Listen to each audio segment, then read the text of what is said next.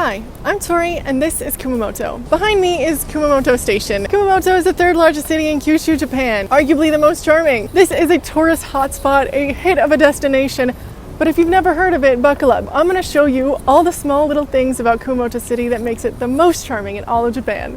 But before we get started, make sure that you like and subscribe this video to help an independent content creator like myself make even more better videos for free, while I also struggle with my full-time job. Let's get out of this heat.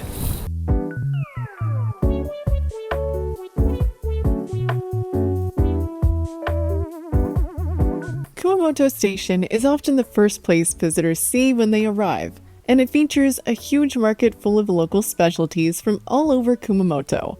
Unlike some Japanese towns where their specialties are strictly cute or recognizable, Kumamoto is the Wild West, offering a range of experiences and flavors that's super unique in Japan. Kumamoto specialties include basashi, raw horse meat, ikinari dango, potato and red bean dumpling, and karashi renkon, a crispy wasabi-flavored fried lotus root, and Kumamoto famous produce like orange, watermelon, and strawberries. In Kumamoto, you won't find people choosing sides on an escalator like in Osaka or Kyoto, nor do people tend to hold back on soy sauce, as Kumamoto soy sauce is sweeter and comes in wide variety that especially pairs well with local cuisine. Kumamoto also produces a special sake called Kuma Shoyu, and it's famous for its ramen.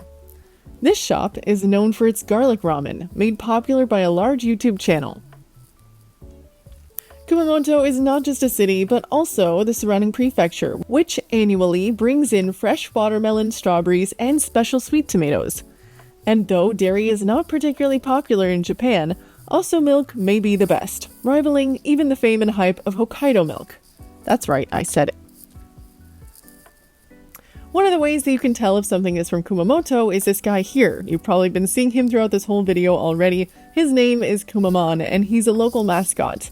He is a very, very important bear, but more on him later. Right next to Kumamoto Station is Amu Plaza. Before coming here, I never thought a mall could be so relaxing and luxurious. As soon as you walk into the front doors, you're greeted by a tall, beautiful waterfall that gives off a delightful, cool breeze. Waterfalls are actually scientifically proved to relieve stress from the discharge of negative ions. That with the stone and ambient lighting, you can physically feel a weight lifted from your shoulders and encourage a slow and delightful experience to any busy shopper. Even when Amu is teeming with people from its various festivals, promotions, and sales, while people hustle and bustle through its 8 floors, somehow it always feels private, slow, and calm. I'm on the 5th floor of Amu Plaza, which is the food court. And it's actually my favorite places here because you get this fantastic view of Amu Plaza all the way down to the 1st floor. And instead of a giant hole, there is this beautiful cascade, like you're in some sort of urban rainforest. You see, when you're here, you don't feel like you're in a mall, you feel like you're connected with the earth, with nature, because architecturally they really did such a good job with this building. And even more than food and shopping, this place really connects the community because you have so many festivals all the time in Amu Plaza down below. As well as there being an English school and a yoga studio, Amu Plaza can fit anybody with any amount of money in their wallet. One of my favorite floors is the food court, not just because it has a refreshing crepe stand, but also because it's the same floor as the official One Piece store. And if you don't like anime, you might not care, but in Kumamoto, One Piece is more than a popular drawing or animation. One Piece is the best-selling manga of all time, the 10th longest-running anime still currently in production, and it's an international hit. The artist that started it all is Eiichiro Oda, who was born and raised right here in Kumamoto. After a size 7 earthquake devastated Kumamoto back in 2016, he donated 800 million yen, or $500 million, into reconstruction efforts.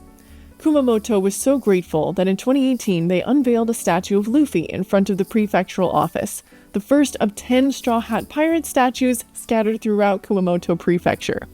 These statues are truly immaculate works of art, and have anime fans from all over the world make the pilgrimage across Kumamoto to see each and every one.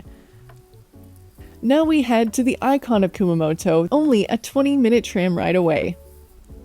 Kumamoto's most iconic feature is its castle, overlooking the heart of the city. It's massive, with history citing it as one of the strongest in Japan. Armies couldn't breach it, and a size 7 earthquake right underneath it couldn't topple it completely. At its base is Sakura Baba, a dining, snacking, and even stage area, where one from all across the world can come to enjoy Kumamoto culture and specialty. From music to performance, every day people line up along the peaceful waters for a unique aesthetic viewing experience. Sakura Baba is also home to the Kumamoto Museum, as well as cute Kumamoto snacks, foods, staples, trinkets, and all-you-can-eat buffets. But before you stuff yourself, be warned. You still have to trek up this diabolical hill, but with the beautiful park waiting at the top, it's totally worth it. But before I completely soak the rest of my body in sweat, let's get some snacks. So we've made the trek past Sakura Baba to Minawaru Park. Now usually this park is bustling full of people because of its fantastic view of the castle, but no one is crazy enough to be here today because it is so hot. Except of course me, I'm here. Now back in 2016, Kumamoto Castle was essentially the epicenter for the earthquake, which meant that most of the building collapsed as well as the entirety of the building on my left. Also, the grounds were pretty destroyed, like the stone walls behind me. But as you can see, today the castle is still standing, making it the strongest castle in all of Japan, and a symbol of resilience for the people who live here, as well as the people who know its history. But for more on that, please subscribe. Japan has about 200 castles through the country, but due to their unstable nature, are often damaged, and Japan has to make the tough decisions in deciding how to recreate the castle, or if it's worth reconstructing at all. For Kumamoto Castle, they're not only reconstructing it, but using the same building techniques that were used to create the original. This is to keep the castle authentic while reviving the ancient arts used to construct it. Since Kumamoto is well known for its sweet-tasting, clean groundwater that genuinely tastes amazing as regular water can taste, you will find Kumamoto Castle water a popular souvenir around Kumamoto. I don't actually know if it's good or if we're all hallucinating, but if you come to Kumamoto, please let me know. A short walk from the castle is Sakuramachi, the main bus terminal of Kumamoto and also a pretty cool mall. Sakuramachi is the Kumamoto connection. If you fly into Kumamoto Airport, you're likely to come here first.